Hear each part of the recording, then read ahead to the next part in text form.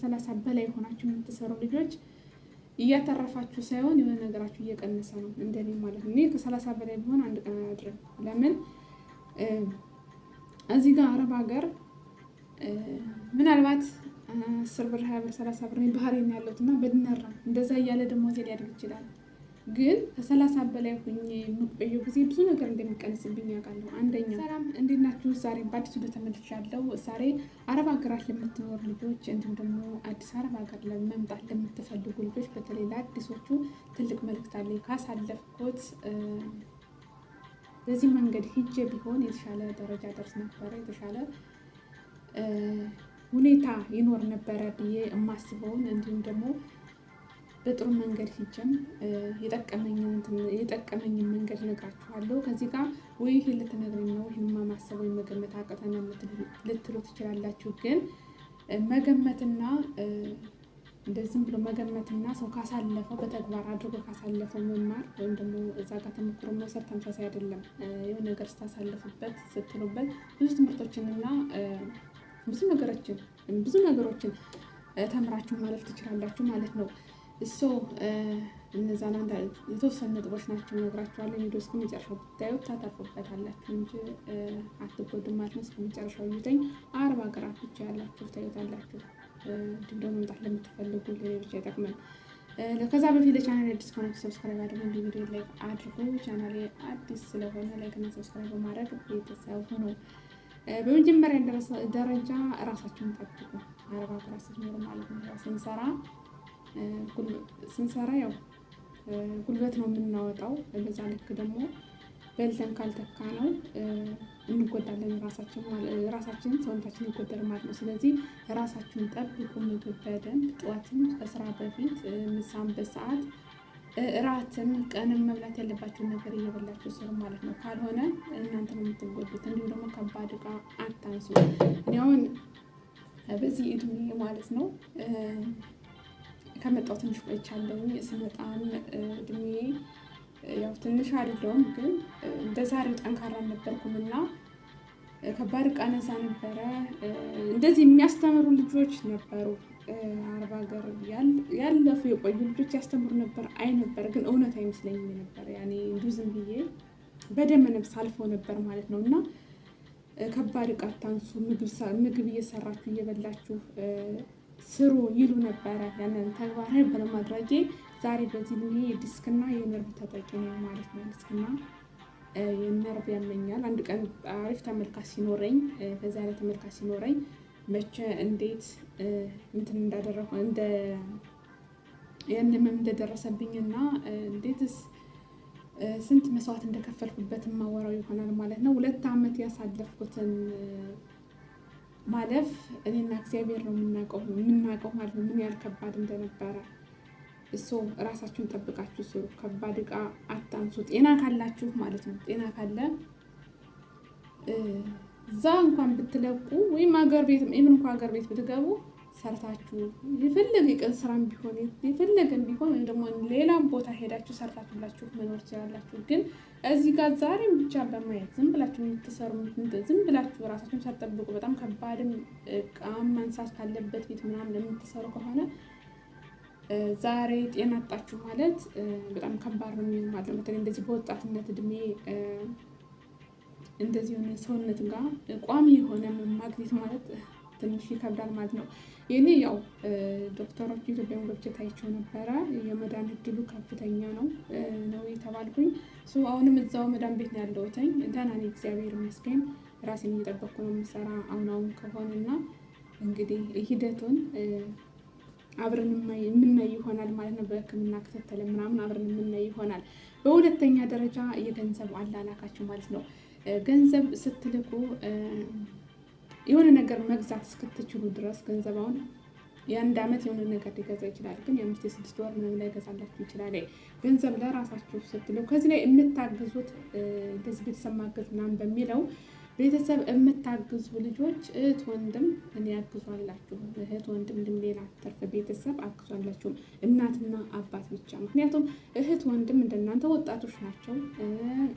ጤና ካላቸው እንደዚህ ጉልበት ካላቸው እንደኛ ወጣው መስራት ይችላሉ። እንዲሁም ደግሞ አገራቸው የራሳቸውን ትዳር እየኖሩ እንደው አንዳንዶች እየተማሩ ምናምን ነው የሚኖሩና እዛው ራስ በራሳቸውን ያስተዳድሩ እንጂ ለእህት ለወንድም ላኳላችሁ። እኔ ብዙ የምናውቀው እኮ አለ እህት ወንድም አስተምረው የእህትና የወንድም ልጅም የሚያስተምሩ የሚሉ ማለት ነው። ግን የነዛ ህይወት በየሚዲያም የምታዩት ነው፣ የትም ቦታ የምታዩት ነው እና መጨረሻው አያምርም። መጨረሻ ላይ በቤተሰብ ይከዳሉ ምናምን እና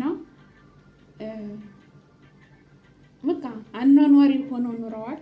ቤተሰብ ሲያኖሩ ቆይተዋል። ከዛም በኋላ እነሱ ህይወት የወረደና ተራ በጣም አሰቃቂ ህይወት የሚኖሩ በርካታ ልጆች ላይ ይቻላል። ሶ ለእህት ለወንድም ያን ያህል እገዙ፣ ያን ያህል መስዋዕት ክፈሉ አልላችሁም እኔ ማለት ነው በራሴ።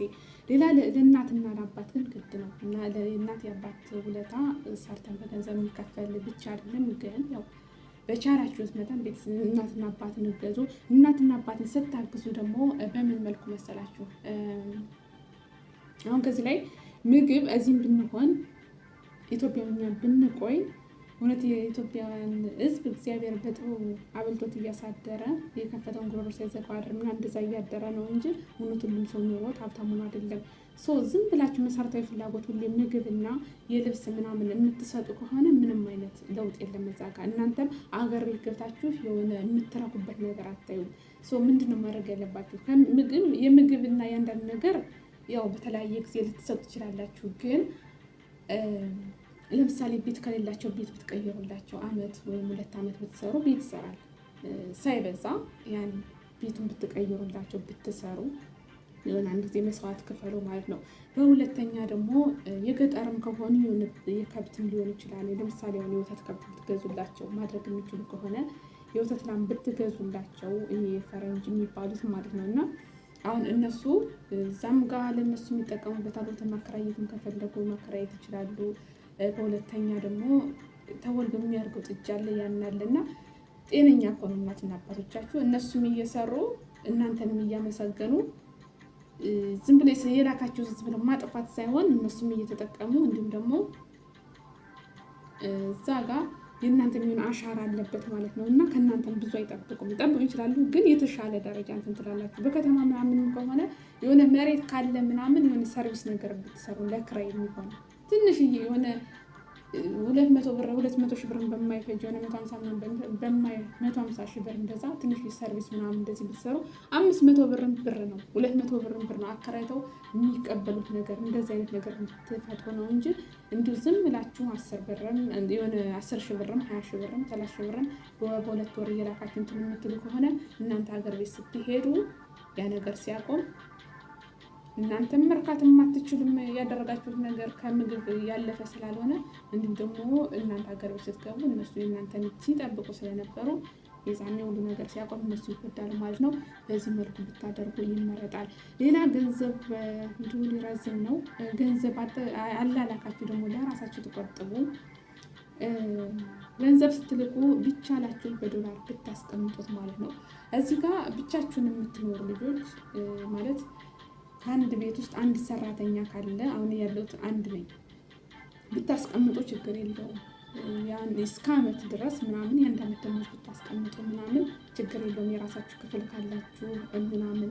ግን ተጨማሪ ሰራተኛ ካለ እዛ ጋር አስቀምጡ ብዬ አልመክራችሁም። ምክንያቱም የሆነ ዩዋ ሚዲያ ላይ ጊዜ እያየው 1500 የኩዌት ዲናር ጓደኛ ካላችሁ አብሮ የሚሰራ ማለት ነው። ፊሊፒኖ ጓደኛ የዛባት የጠፋች ልጅ እና በጣም የቀረበ ታሪክ አይቻለሁ። እና እንደዚህ አይነት መንገድ ስላለ ሊሰርቋችሁ ስለሚችሉ በተለይ ፊሊፒኖች እንዲሁም ሌሎች ሴቶች እንግዲህ እግዚአብሔርን ልቦና የሚያውቅ ሊያነሱባችሁ ስለሚችሉ እንትን አድርጓላችሁ። እንደዚህ ጓደኛ ምናምን ካላችሁ አብሮ የሚኖር ሰራተኛ ምናምን ካለ ይዘው ሊጠፉ ስለሚችሉ አስቀምጧላችሁ። ግን እንደዚህ ያላቸው ሰዎች ለምሳሌ አሜሪካ ቤተሰብ ካላችሁት ወንድም የማታቀርቡት ምናምን በ100 ብር ልካችሁ ባንክ ቢቀመጥ ይቻላል እንጂ ከምትከዱ ማለት ነው። ግን የምታቀርቡት ዩኤስኤ፣ አውሮፓ እንዲሁም ደግሞ አረብ ሀገራት በውጭ የሚኖሩ ህጋዊ ሆነው የባንክ በጣቃ ምናምን ያላቸው ልጆች ካሉ በዛ ብታስቀምጡ ትጠቀማላችሁ። በምን ወደ እነሱ ብትልኩት ባንክ ቢያስቀምጡላችሁ በዶላር ነው። የሆነ ነገር መግዛት ፈልጋችሁ ከዓመት እንደዚህ በኋላ የሆነ ነገር መግዛት ፈልጋችሁ ያን ብር ስትልኩት ዋጋው ይጨምራል ማለት ነው። በብር ካስቀምጣችሁ ግን ለምሳሌ አሁን ሰሞኑን ዶላር 160 ምናምን ብር ነው።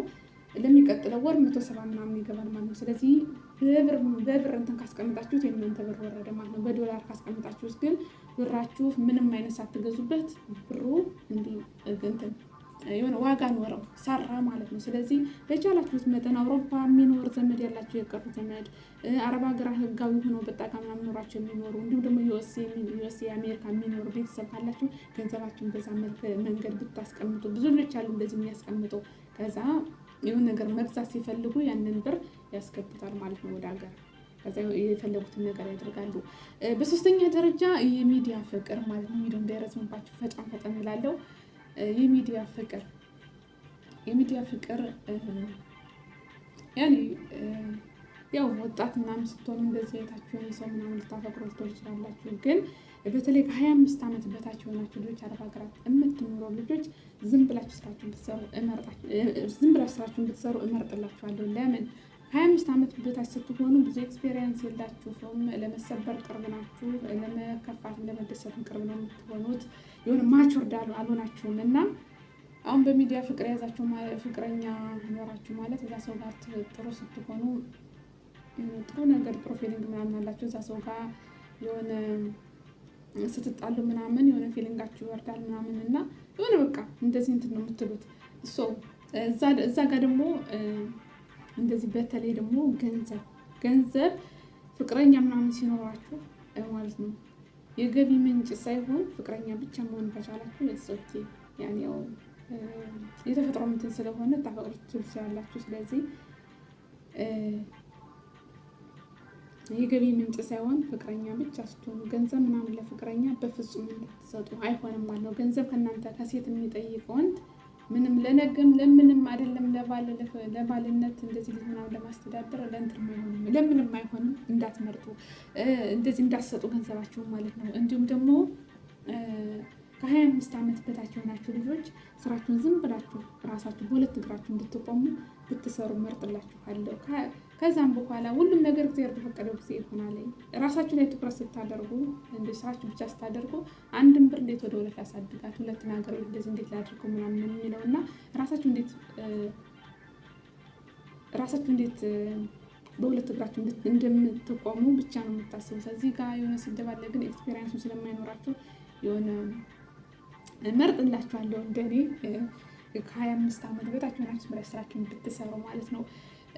ከ25 ዓመት በላይ የሆነ ሰው እኔ ያለፍኩበት ስለሆነ ብዙም ያው ካሳለፋችሁ ብዙ ነገር ምናምን እየተማራችሁ ምናምን ስለምትሄዱ ቢሄድ ምንም አይመስላችሁም፣ ቢቆይ ምንም አይመስላችሁም እና ጥሩ ያን የራሳችሁን ማኔጅ ማድረግ እንትን ስለሚኖር ያው ሁሉም ጊዜ በፈቀደው ጊዜ ይሆናል። ግን ደግሞ እኛም ብዙ ባለመግፋትም ስለሆነ ለፍቅረኛ ገንዘብ ባለመስጠት ከዛ በላይ የሆናችሁ ብትይዙም ብዙ እንትን አላችሁ ማለት ነው።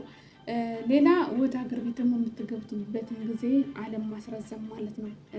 ምን ለማለት ነው? ከዚህ ላይ አንዳንድ ልጆችን ያውቃለሁ አረብ ሀገር ከመጡ 10 ዓመት 15 ዓመት ግን ህጋዊ ያልሆናችሁ እስኪ ያው ሄዳችሁ መምጣት ስለማትችሉ እንትን አላችሁም። ግን ህጋዊ ሆነው አንዳንዶቹ 10 ዓመት አውቃለሁ 15 ዓመት 12 13 ዓመት 9 ዓመት በጣም ነው የምትጎዱት። ለምን አገር ቤት ሄዳችሁ ስትመጡ አየሩን ታውቃላችሁ። አየሩን ስላችሁ ምን ማድረግ እንዳለባችሁ ማለት ነው። ገንዘባውን 4 ዓመት አንድ ሴት ሰርታ አገር ቤት ከገባች ያ ገንዘብ ምን ብትገዛበትና የት አካባቢ ምን ብታደርግበት ሰርቶ እንደሚቆይ ታውቃላችሁ። እዚህ ያላችሁ ሰዎች ግን ምንም ኢንፎርሜሽን የላችሁ፣ ምንም የላችሁም። ገንዘብ ታስቀምጣላችሁ ወይ ደግሞ ግማሹን ለቤተሰብ ግማሹን ደግሞ ነገር በዛ እነሱ በመረጡ ያደርግላችኋል። በኋላ ደግሞ አትስማሙ ምናምን በጣም ከባድ ነው የሚሆነው። ህጋዊ ከሆናችሁ ዝም ብላችሁ 10 ዓመትም 15 ዓመትም እንዲሁ አትቀመጡ። ትሄዳላችሁ። ገንዘባችሁ ምን መግዛት እንዳለባችሁ የት አካባቢ ማድረግ እንዳለባችሁ ትመርጣላችሁ። ነገር ታደርጋላችሁ። ዙራችሁ መጣችሁ ትሰራላችሁ ማለት ነው። እንዲሁም ደግሞ በፍቅር ምናምን እንደዚህ ደግሞ ማለት ለትዳር ለምን እንደውም በጣም ደግሞ ዘጋይታችሁ አለመስራት በተለይ 30 እና ከ30 በላይ ያላችሁ ልጆች ከ30 በላይ ሆናችሁ የምትሰሩ ልጆች እያተረፋችሁ ሳይሆን የሆነ ነገራችሁ እየቀነሰ ነው እንደኔ ማለት ነው። እኔ ከ30 በላይ ቢሆን አንድ ቀን አያድርም። ለምን እዚህ ጋር አረብ ሀገር ምናልባት 10 ብር 20 ብር 30 ብር ባህሬን ያለሁት እና በድናር ነው እንደዛ እያለ ደግሞ ሊያድግ ይችላል። ግን ከ30 በላይ ሆኜ የምቆየው ጊዜ ብዙ ነገር እንደሚቀንስብኝ አውቃለሁ። አንደኛው ወልጄ አግብቼ ከ30 በላይ ሆናችሁ እንግዲህ አገር ቤት ገብቼ ወይም ፍቅረኛ ይኖረኝ ገብቼ ላገባው ይሆን ወይም ላልስማማ እችላለሁ፣ ላላገባው እችላለሁ። ከዛ ደግሞ ሌላ አዲስ ሰው እንትን ስል ጊዜያቶች ይሄዳሉ ምናምን እና የመውለድ እንትኔ እያነሰ ነው የሚመጣው። እንዲሁም ደግሞ ለትዳር ተፈላጊ እግዚአብሔር በፈቀደው ጊዜ ነው ልትሉ ትችላላችሁ እዚህ ላይ። አዎ እግዚአብሔር በፈቀደው ጊዜ ነው፣ ግን ደግሞ እኛም እግዚአብሔርን ማገዝ አለብን እንጂ እግዚአብሔር በፈቀደው ነው ብዬ እስከ 40 ተቀምጬ ሄጄ ልጅ ስጠኝ እንደዚህ ባለትዳር አድርገኝ ምናምን ብዬ እንትን አልልም። ስለዚህ 30 በላይ እድሜ እየጨመረ ሄደ ማለት ለትዳር ተፈላጊነት እየቀነሰ ነው የሚመጣው። የመውለድ እድል እየቀነሰ ነው የሚመጣው። ወጣትነቴን እዚህ ጋር እየጨረስኩት ነው የሚመጣው። ሌላ እድል እንኳን መሞከር ወደ ሀገር ለመውጣት ይሁን ደግሞ ሀገር ላይ ደግሞ ሰርቼ በጉልበቴ ውጤታማ ለመሆን ትንሽ ገንዘብ ከዚህ ቢኖረኝ እዛ ጋር ተፍጨርጭሬ ሄጄ ራሴን ለመቻል ጊዜዬንም ጉልበቴንም እየጨረስኩት ስለሆነ ከዚህ ጋር ሳይረፍድ እዚህ ጋር ዘላለም ህይወት መኖሪያችን ስላልሆነ የሆነ ነገር ከያዝኩኝ የምሰራበትና ትንሽ ቤት እንደዛ ነገር ከያዝኩኝ ብንቀሳቀስ ተመራጭ ነው ማለት ነው። እናንተም እንደዛው ብዙ በጣም አትቀመጡ ከዚህ ጋር ማለት ነው። ሌላ ትርፍ ጊዜ አጠቃቀማችሁ ማለት ነው። ትርፍ ጊዜ አጠቃቀም ለምሳሌ በተለይ አሁን ላይ ቲክቶክ ምናምን ከመጣ በኋላ አብዛኛውን ቲክቶክ ላይ የሚያሳልፍ ይኖራል ብዬ አስባለሁ። ለምሳሌ ሃይማኖታችሁ ላይ ጎበዝ ብትሆኑ ብዙ ነገር ያግዛል ማለት ጥሩ ነገር የሚገኘው ከዛ ሃይማኖት ማለት እንደዚህ ሲከፋችሁም ሲላችሁም የምትጽናኑ የምትሉበት የሚገኘው ሃይማኖታችሁ ጋር ነው። ስለዚህ ሙስሊም ሆናችሁ ቁርአን ይዛችሁ ብታችሁ እዛ ጋር በደንብ ብታተኩሩ፣ ክርስቲያን እንደዚህ መጽሐፍ ቅዱስ እንትን ብላችሁ እንዲሁም ደግሞ ትርፍ ጊዜያችሁን ሌሎችን በማየት ምናምን ከምታሳልፉ ይልቅ እንደዚህ የመሞከር ዩቱብ ላይ ማንም ሰርቶ ውጤታማ ይሆናል። ጠንካራ ከሆናችሁ ማለት ነው። ተሎ ውጤታማ መሆን ተሎ መሆን አይቻልም፣ ግን የሆነ ጊዜና የሆነ ጥራት ምናምን ይጠይቃል። እንደዛ ቲክቶክ ላይ ሊሆን ይችላል፣ ዩቱብ ላይ ሊሆን ይችላል። እንደዚህ ገብታችሁ ብትሰሩ እንደዚህ ፍላጎቱ ያላችሁ ምናምን መርጥላችኋለሁ ማለት ነው። በዛ ጊዜያችሁ ብታሳልፉ እንጂ እንደዚህ ብላችሁ ቲክቶክ ላይ ተከታይ ሆናችሁ ምናምን ብታልፉ ምንም አይነት ጥቅም አታገኙም። መዛጋ ከማየት ውጭ ማግኘታችሁ ከመውጣት ውጭ። ሌላ ደግሞ አረብ ሀገር ያላችሁ ልጆች እናንተ በእናንተ ተረዳዱ። በተለይ ዩቱብ ላይ አሁን ዩቱብ ላይ ሌላ እንትን ሲሆን ሌላ ሀገር ሆኖ ምናምን እንትን የሚሉ ሲሆን በአንድ ጊዜ እንትን ይሆናሉ፣ ቪራል ይሆናሉ፣ ቪዲዮቸው ተከታይ ምናምን ያገኛሉ። እዚህ የአረብ ሀገራት የሚሰሩ ደግሞ ሰብስክራይብ አያደርጓቸው ምናምን። ለምን ያው እኔ የምኖረው ነው የምታሳይ፣ እሷ የምትኖረው ነው የምታሳይ። ከዚህ ላይ ያው ሚዲያ ላይ አብዛኛውን ጊዜ በደንብ ዩቱብ ላይም ቲክቶክ ላይም በደንብ ኦንላይን ተከታይ ያለ አረብ ሀገር የሚኖር ነው። ለምን ያው ከእንትን በኋላ ከስራ በኋላ ስልካችን ላይ ነው የምንጣደኛ ማለት ነው። ሌላ ሀገራት የሚኖሩ ግን ከስራ በኋላ ትዳር አላቸው ልጅ አላቸው ምናምን እና የምናሞቀው እኛም ስለሆን እኛ በእኛ ደግሞ ተረጋግዘን እንደግ ማለት ነው። አዲስ ከሆነ ሰብስክራይብ አድርጉ፣ ቪዲዮ ላይክ አድርጉ። ቪዲዮ በደንብ እይታ ካገኘና ከወደዳችሁት ላይክ አደረጋችሁትኝ ፓርት 2 የሆነ ጊዜ እሰራላችኋለሁ ማለት ነው። ካሳለፍኩት ሰላማችሁ ይብዛ።